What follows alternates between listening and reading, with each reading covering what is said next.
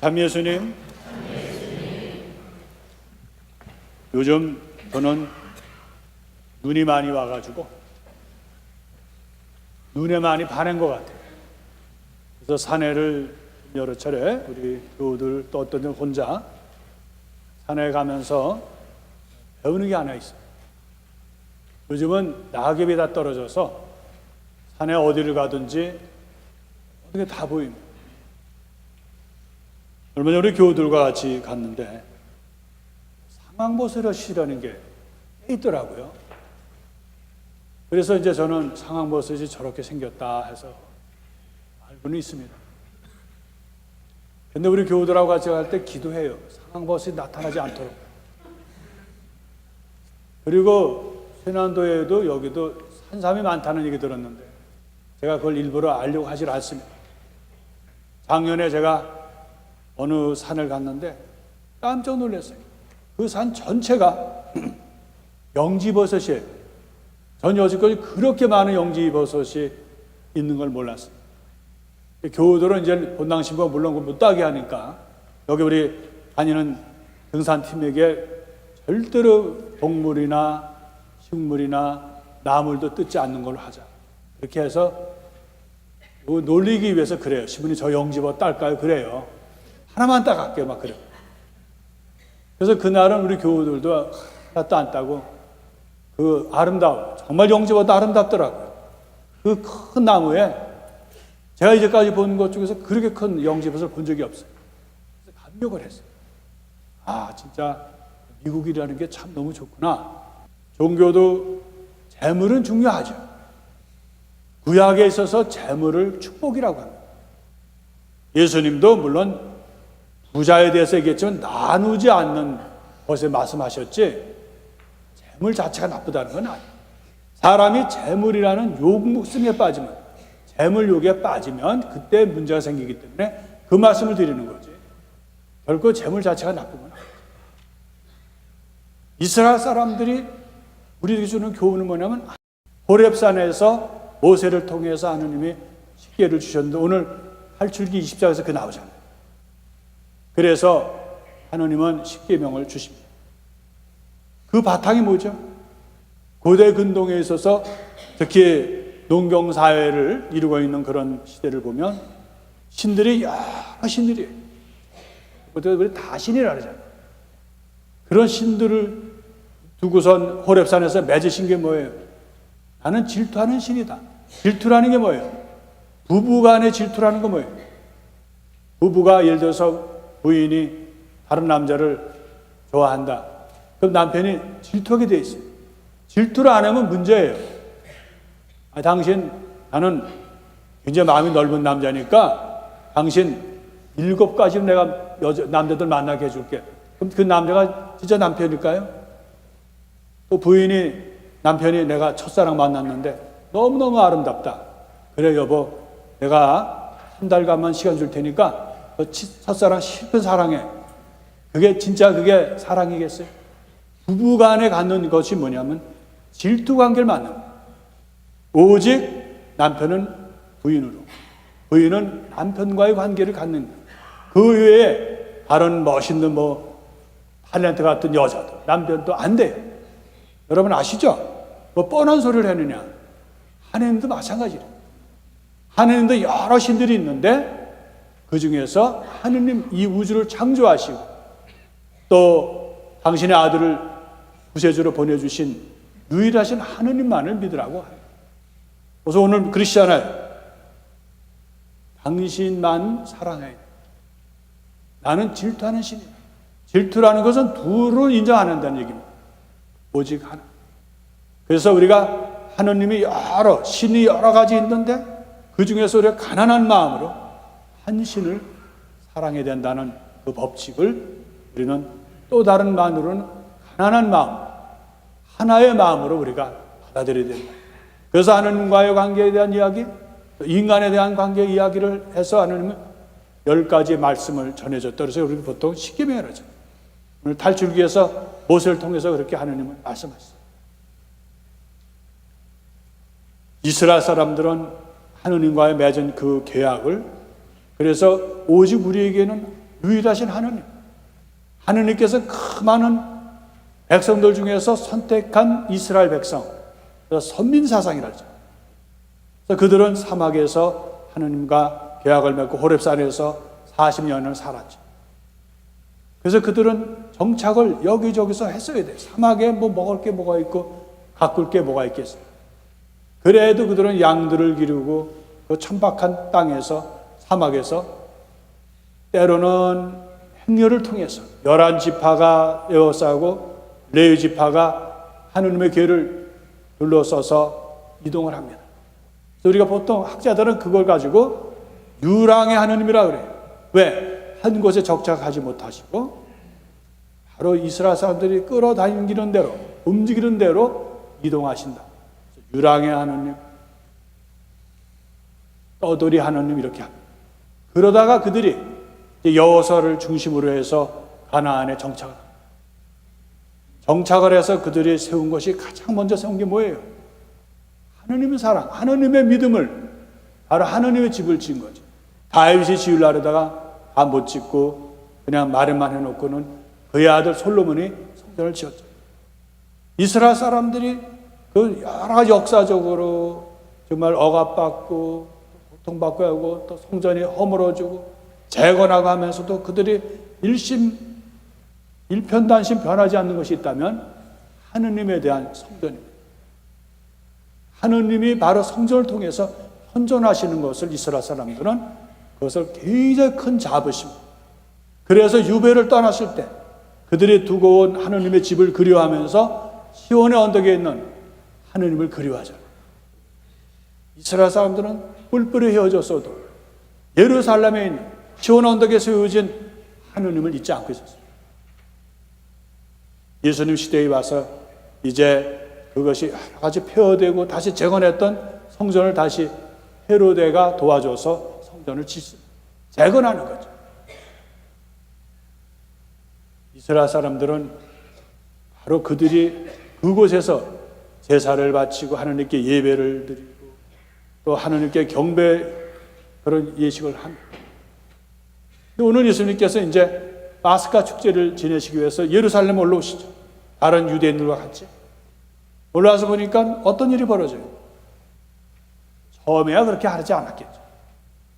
그들은 바로 뿔뿔이 헤어져 있으니까 다 나라의 말도 틀리고 돈도 틀리고, 그래서 그들이 예루살렘에 와가지고 성지 순례를 와서 순례를 통해서 정말 그리워하던 시온 땅에서 첫 번째로 하는 것이 뭐냐면 바로 제사를 바칩니다. 그래서 그들은 이제 자기들이 가져온 돈을 다 다르니까 그걸 이제 성전에서 통용되는 돈으로 바꿔서 소를 사고 양을 사고 가축을 사고 또 비둘기를 사고 그렇게 해서 그들이 하느님께 봉헌해요. 얼마나 좋습니까? 그 뜻은 좋잖아요. 외국에서 있으면서 또 와서 하느님의 집에서 기도하고. 문제는 그들이 이제 돈을 가져와서 바꾸고 하다 보니까 이변이 생기는 거예요. 돈이 생기네. 우리나라 말에도 그런 말 있잖아요. 제사에는 남이 없고 제빼만 있다. 사람이 그래요. 처음에는 그렇지 않겠지만, 처음에는 순수하겠지만 돈을 만지다 보면 서서히 욕심이 생깁니다. 그래서 그들이 그 동전을 또 그 돈을 환전하는 그런 소리가 여러 생기는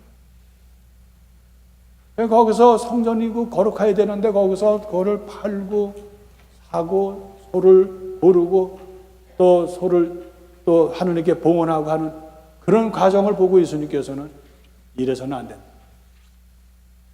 그렇게 거룩해야 하느님의 집이, 예배해야 할 집이 장사꾼들로 우글우글 거리는, 그래서 옛날 그 번역에는 강도의 소굴이라 그랬어요. 지금은 장사하는 사람들의 소굴이라 그랬지만, 여러분들 예루살렘 가보신 분들 계시잖아요. 우리가 생각할 때 예루살렘 예수님이 사시던 곳 얼마나 아름다워. 저도 그것을 공부하면서 제일 먼저 마음 아팠던 거는 너무너무 세속적이라는, 예수님께서 십자가를 지고 가셨다는 그 길도 우리가 생각할 때는, 우리가 여기 지금 성당이 있잖아요.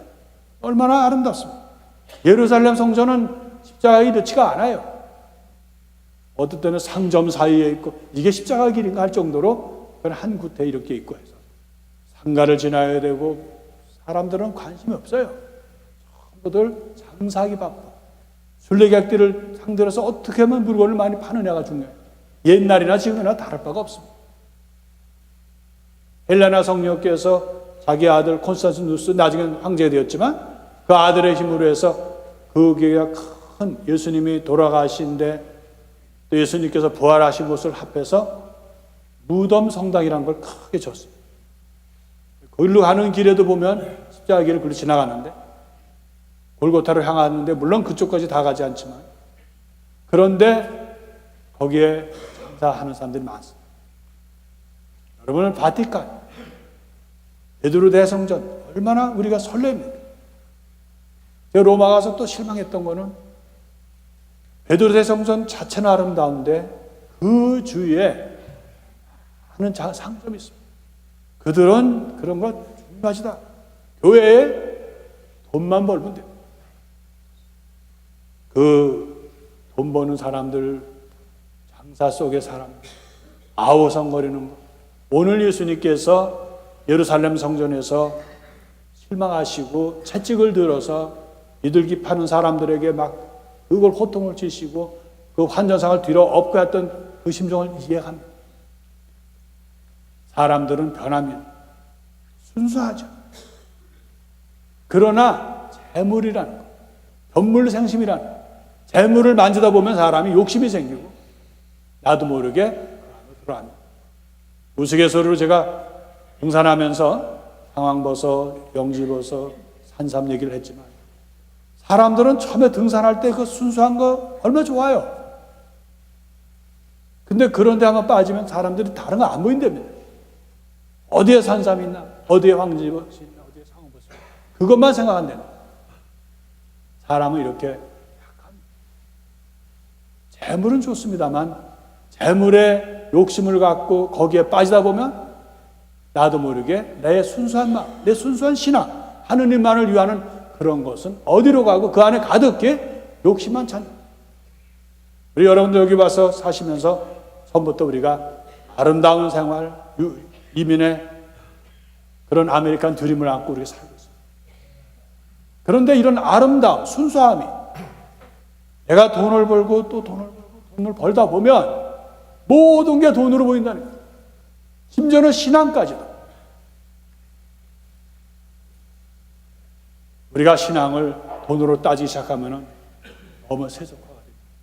자본주의가 우리가 주는 가장 아픈 건 뭐냐면 모든 소중한 것을 돈으로 계산한다는 거예요. 근데 돈이 다는 아니에요. 우리 말은 그렇게 합니다. 야, 돈이 다냐? 그래도 돈이 단 것처럼 살고 있어요. 사도 바울은 무슨 말씀을 하냐면 고린도 전서 1장과 또 3장에서 오늘 성전에 대한 이야기를 합니다. 오늘 요한복음은 예수님께서 이제 사람들이 대듭니다. 당신이 뭔데 와서 난리를 치냐? 우리 성전은 하느님 우리 조상들 지은 건데 35해나 지은 건데 당신이 와서 왜 떠들고 난리야 이게 당신 성전이 하면서 그들이 대듭니다. 예수님께서 뭐라 그럽니까? 그들이 못 알아듣는 말씀하죠. 너희 성전을 헐어라. 내가 3일 안에 짓겠다. 나중에 예수님을 고발할 때 뭐라 그래요? 저 사기꾼이 그 성전을 헐고 지라 그랬다. 그래서 이 말씀이 예수님의 순환을 죽음을 재촉하는 말씀이 되었습니다. 그러나 요한복음 벌써 예수님이 이런 말씀하신 것을 제자들도 거기서 사람도 못 알아들었지만 요한복음에 쓰여질 당시에는 이미 그 말씀을 알아들었어요. 왜? 예수님의 부활과 예수님의 승천과 예수님의 성령 강림이 그것이 다 이루어지고 교회가 신학을 갖고 있었기 때문에 그 말씀이 바로 눈에 보이는 성전이 아니라 바로 예수 그리스도의 몸이라는 걸 알았다. 바로 당신이 부활하신다. 그 몸을 가지고 사흘 만에 다시 짓겠다는 것은 부활하시겠다는 의미를 깊이 깨달았던 겁니다. 사도 바울은 그것으로 끝나지 않고 바로 고린도 전서 3장 16절 17절에 뭐라 그럽니까? 여러분이 이제는 그리스도의 성전이다. 하느님의 성전이라고 해요. 요한복음은 바로 그리스도가 하느님의 성전이라고 했듯이 이제 세례를 받은 사람들은 그리스도가 당신의 성전으로 초대한다는 거예요. 아주 깊은 신학이 있는 거예요. 오늘 그 중요한 말씀을 사도 바울은 우리에게 말씀하십니다. 우리야말로 사실은 복된 사람들이에요. 우리가 너무 세상에 살다 보니까 모든 것을 세속적으로, 욕심으로, 인간관계로 믿고 서로 상처받고 하다 보니까 그렇지, 사실 우리는 그리스도의 성전입니다. 우리 스스로가 이 성전을 청소하고 때 묻은 것을 닦고 또 세속에 물들었던 그런 흐렸던 마음을 새롭게 해서 거룩하게 해야 하는 것이 바로 우리의 의무입니다. 그것이 사순절에 그리스도께서 우리에게 주시는 큰 은총이고 교회가 우리에게 주는 은총입니다. 여러분, 닦는 것이 쉽지가 않아요. 내가 길을 가다가 멈추는 것도 쉽지가 않아요.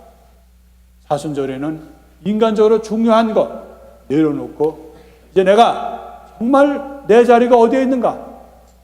정말 내가 하느님을 사랑하고 있는가? 그리스도의 사람인가?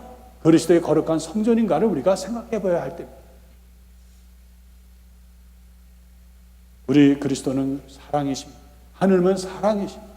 내가 떼먹고 때로는 하느님이 누군지도 모르고 살아간다 하더라도 내가 깨어서 기도하기를 바라십니다. 내가 회개하고 다시 돌아서시고 설교만 되면은 하느님 나를 받아주시고, 그것이 참 놀라운 신비예요. 아무리 내가 하느님을 잊고 세상에 욕심으로 때로 쩔어 있다 하더라도 회개하면 모든 걸 용서하신다. 이게 하느님의 무한한 사랑이죠. 사람은 안 그렇잖아요. 사람은 한 번 정도 용서할 수 있어요. 두 번? 글쎄요, 마음 넓은 사람은 세 번까지 용서할까요? 안 합니다, 그 다음에. 사람은 옹졸하고 사람은 사랑이 없습니다. 사람은 올바른 소리는 많이 합니다. 사랑이 없는. 그러나 하나님은 덮어주시고 내가 허물이더라도 그것을 치유해 주시고 이끌어 주십니다. 그것이 바로 사순절의 은총입니다. 이제 우리는 우리 주님 말씀하신 대로 깨어서 기도할 때입니다. 내가 과거에 기도 안 했어. 내가 과거에 정말 내가 세상에 묻혀서 세상 좋은 것만 내가 생각을 했어요. 그러나 이제는 우리는 은총의 시기에 내가 살아있잖아요, 지금.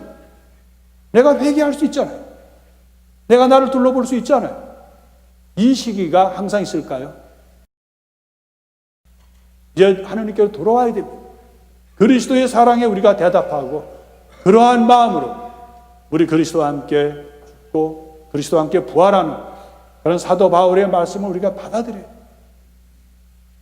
이제는 내가 사는 것이 아니라 그리스도가 내 안에 산다는 그런 신앙 안에서 이제는 우리가 하나님께 돌아오도록, 하느님이냐 재물이냐, 이제는 우리는 자신 있게 재물이 아니고 하느님이라고 우리가 고백하면서 우리 그리스도의 죽음에 함께 참여합니다.